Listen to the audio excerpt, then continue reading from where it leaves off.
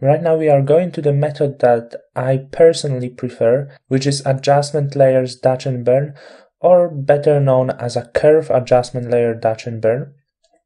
So at first I want to do some preparation. I want to show you how I prepare my layers for work.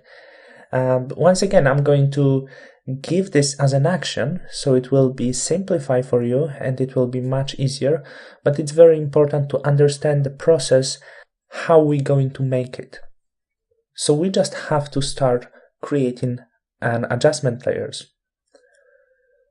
Let's go to curves. As I said before, you pretty much know how Dutch and burn work if you watched my previous lesson, but I'm going to repeat this once again so you're going to understand everything very clear. So I'm choosing the curve adjustment layer. And as you can see, when I pull it up, the image becoming brightened, so it will be our Dutch. And when I pull down, the image become darken, so that will be our burn. And right now you have this actually explained how does it works. And I'm going to create at first the burn adjustment layer. So I'm going to pull down the lights, and really the great thing about the curve adjustment layers and why this is a method of my choice, as you can see, I pull down the darkness to the specific level. So I cannot go more than this, I cannot go darker than this, but I always block at some point. So it's really difficult to do a mistake. And even though if it will be too strong, you can always change opacity over here, and also you can open your curve adjustment layer and make it stronger or not that strong. It depends on what are you looking for. So it gives you really amazing control on the image, and it's really difficult to do a mistake, as I said. So that will be my Dutch layer. I'm sorry, burn layer, of course, because we're going into the darkness.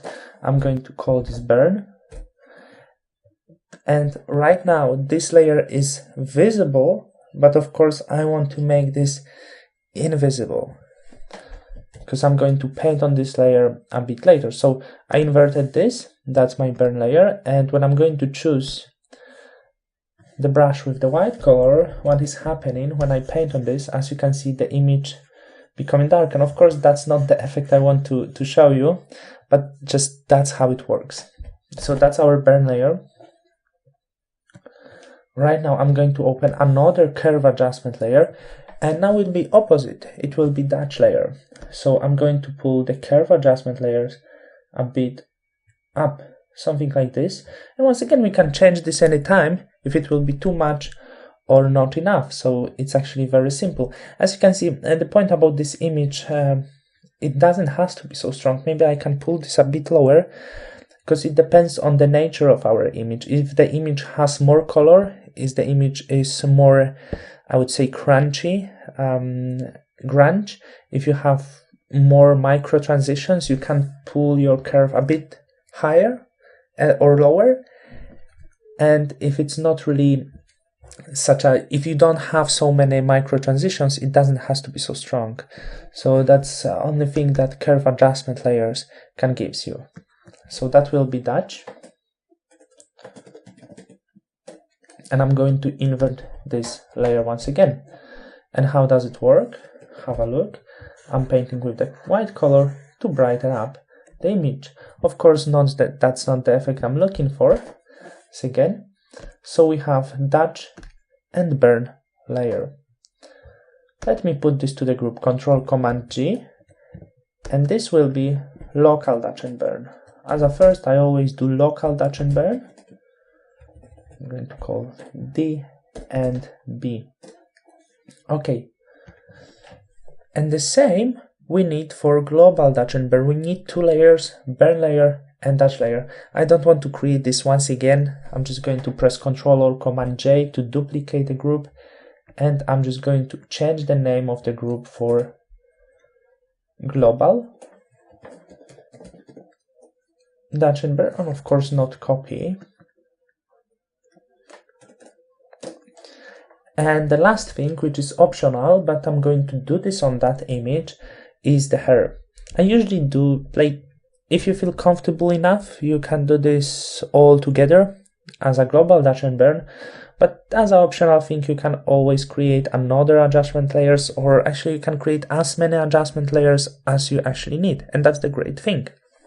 So I'm going to copy this once again, and that will be for the hair. So that's our basic adjustments right now, but of course we are not finished yet. There's a few more things to do.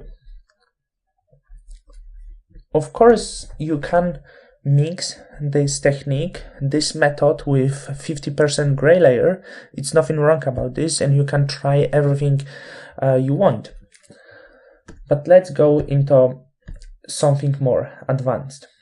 The problem about Dutch and burn is, as you can see what burn does, it's making the image a bit more saturated. So there's few methods to sort this out actually, and I'm going to show you the basic method. And once again, it's not the strict rule, because these values can change actually, but I usually sort it out by hue saturation, and burn layer usually make the image a bit too saturated. So what I do, I usually take down some of the saturation, not that much really, so it will be more suitable. I think it's usually between 10 and 15. I'm not giving that much actually. And why this is not a strict rule, many people say about strict values, they can say usually it's between 10, 20 or 10, 15, as I said.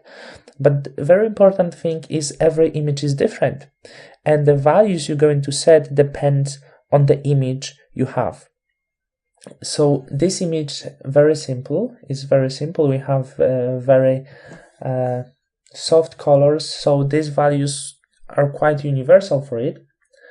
But okay, I'm going to clip this hue saturation layer into this burn layer, so it's going to apply only to this layer, and I'm going to invert this. Control Command I to invert this, and let's go to the Dutch layer. And what is happening here?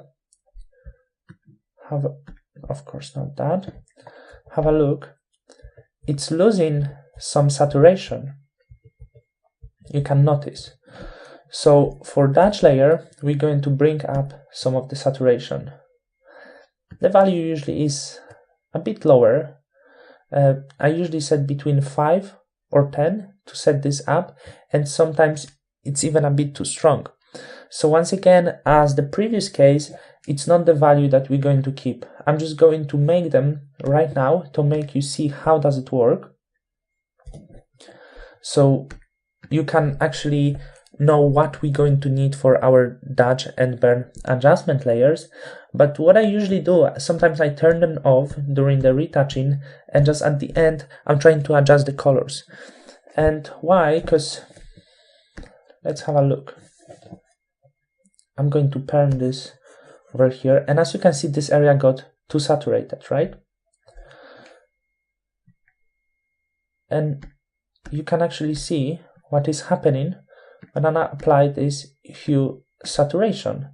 It's coming natural, so that's why we're trying to adjust the colors. And I think that was perfect example, because her cheek is super suitable to show you this. Too saturated after burning. After adding this hue saturation adjustment layer is much better. I think we can add even a bit more than 12. I usually add more for the burn and less for the Dutch. Sometimes in the Dutch, usually I trying to take something. If the skin is darker, it's going to saturate this. So it's not always work that way we want. So that's very important after all Dutch and burn retouching to check everything if we do right. Okay, I'm going to do the same over here.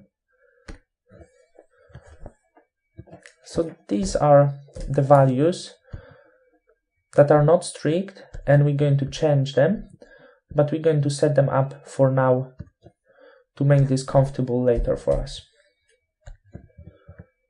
The only one difference I do for the hair, I want actually the hair to be saturated. So only one thing I'm going to add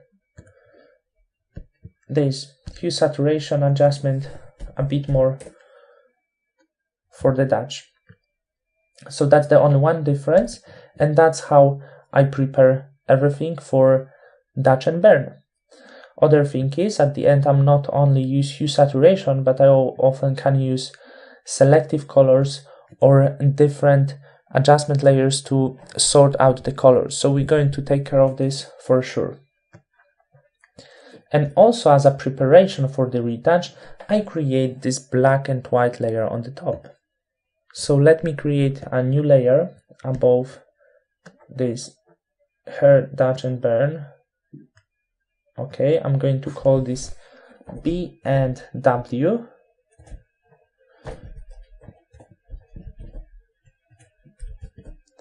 Okay, and now edit, fill 50% gray as before, hit OK. So we cannot see anything right now, but we're going to change blending mode into color. And now it's not enough, so I can add some curve adjustment layers to make it a bit darken. So it's going to make this easier for me, and add some contrast. Of course, we can manipulate this anytime. I'm going to change this and make this suitable during retouch to make me see better. I'm going to pull down the darkness sometimes. I'm going to bring up some contrast, so it's just our help layer. During we retouch something, it's going to make us see things way better. So around this, for now, it's suitable, I believe. Not such a strong contrast, something universal. Hit OK. And that will be Control Command G.